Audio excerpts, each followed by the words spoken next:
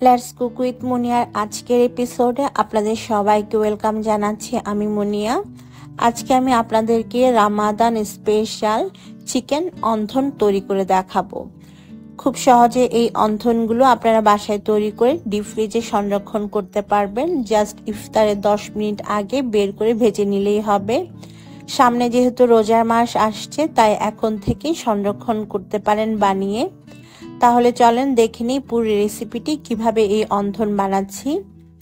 Wonton বানানোর জন্য আমি এখানে মুরগির বুকের মাংস কিমা করে নিয়েছি, আর সাথে দিয়েছি 1 চা চামচ আদা আর 1 চা চামচ রসুন বাটা।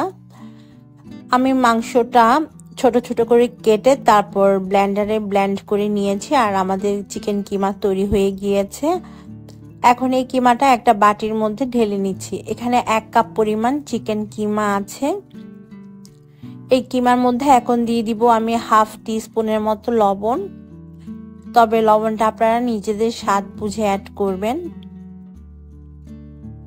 সাথে দিয়ে দিচ্ছি 1 চা চামচ পরিমাণ লাল মরিচের গুঁড়া, কালো গোলমরিচের গুঁড়া দিব হাফ টিস্পুনের মতো, সয়া সস দিচ্ছি 1 টেবিল চামচ। আমি এখানে ডার্ক সয়া সসটা ব্যবহার করেছি, তবে আপনারা লাইটটাও ব্যবহার করতে পারবেন। সাথে কাঁচামরিচ কুচি 1 টেবিল চামচ, ধনে পাতা কুচি 2 টেবিল চামচ দিয়ে দিচ্ছি।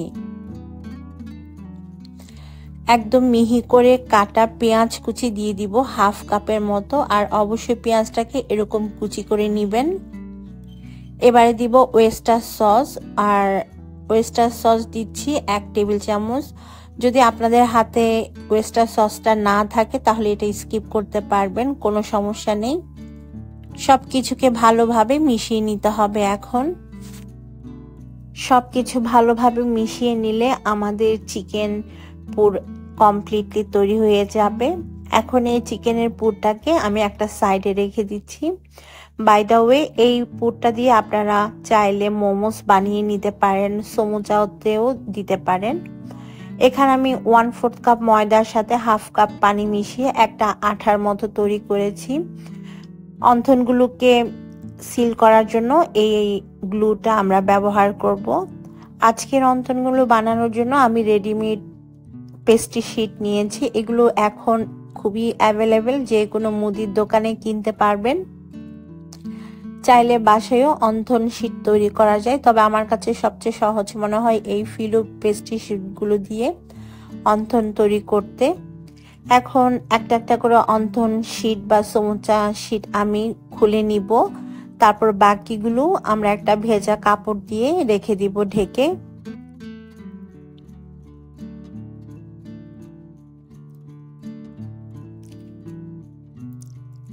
এবারে এই অন্থন শিটটাকে মাছ বরাবর ভাঁজ দিয়ে আমি মাঝখানে 2 ভাগ করে কেটে নিচ্ছি।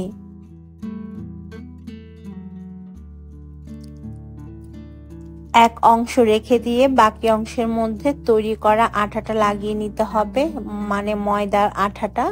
তারপর মাঝখানে আমরা 1 চা চামচ করে চিকেনের পুর দিয়ে দিব।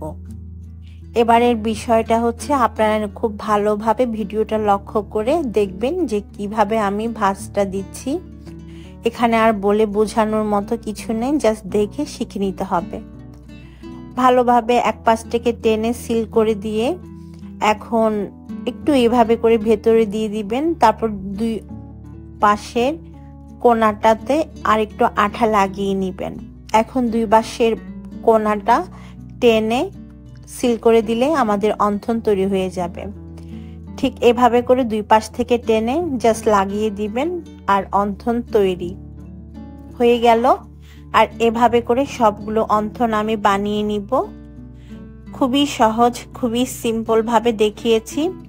সবগুলো অন্থন আমি বানিয়ে নিয়েছি। এখানে যতটুকু পরিমাণ পুর আমি আজকে ব্যবহার করেছি তাতে আমার 20-25টার মতো অন্থন হয়েছে। সবগুলো যেহেতু আজকে ভাজবো না, অর্ধেকটা আমি ডিপ ফ্রিজে সংরক্ষণ করে রেখে দিব, তাই একটা বক্সের মধ্যে নিয়ে নিচ্ছি। আর এভাবে করে আপনারা চাইলে রোজার আগে বেশি করে বানিয়ে ডিপ ফ্রিজে সংরক্ষণ করতে পারেন। জাস্ট ভাজা 10 মিনিট আগে বের করে ভেজে নিলেই হবে। ভাজার জন্য তেল খুব ভালোভাবে গরম করে নিতে হবে মিডিয়াম হিটে। তারপর এর মধ্যে অন্থনগুলোকে দিয়ে দিতে হবে। তো আমি এখন সবগুলো অন্থন গরম তেলের মধ্যে দিয়ে দিচ্ছি। সবগুলো অন্থন দিয়ে দেওয়ার পরে এগুলোকে আমরা উল্টে পাল্টে গোল্ডেন ব্রাউন কালার করে ভাজবো। চুলার আঁচটা আমি মিডিয়ামে রেখে ভাজবো, এতে করে খুব বেশি ক্রিস্পি হয় এই অন্থনগুলো। দুই পাশে যখন খুব সুন্দর ব্রাউন কালার চলে আসবে তখন বুঝতে হবে এগুলো ভাজা হয়ে গিয়েছে, তখন এগুলোকে তেল থেকে তুলে নিতে হবে। তো এখন আমি আমাদের অন্থনগুলোকে তেল থেকে তুলে নিচ্ছি, কারণ এগুলো খুব ভালোভাবে ভাজা হয়ে গিয়েছে। ব্যাস তৈরি হয়ে গেল আমাদের চিকেন অন্থন। চাইলে বেশি করে বানিয়ে রোজার জন্য সংরক্ষণ করতে পারেন। আমার রেসিপিগুলো ভালো লাগলে আপনাদের ফ্রেন্ডস এন্ড ফ্যামিলির সাথে শেয়ার করতে পারেন। আজকের মতো তাহলে আমি বিদায় নিচ্ছি। ভালো থাকবেন সবাই। আল্লাহ হাফেজ।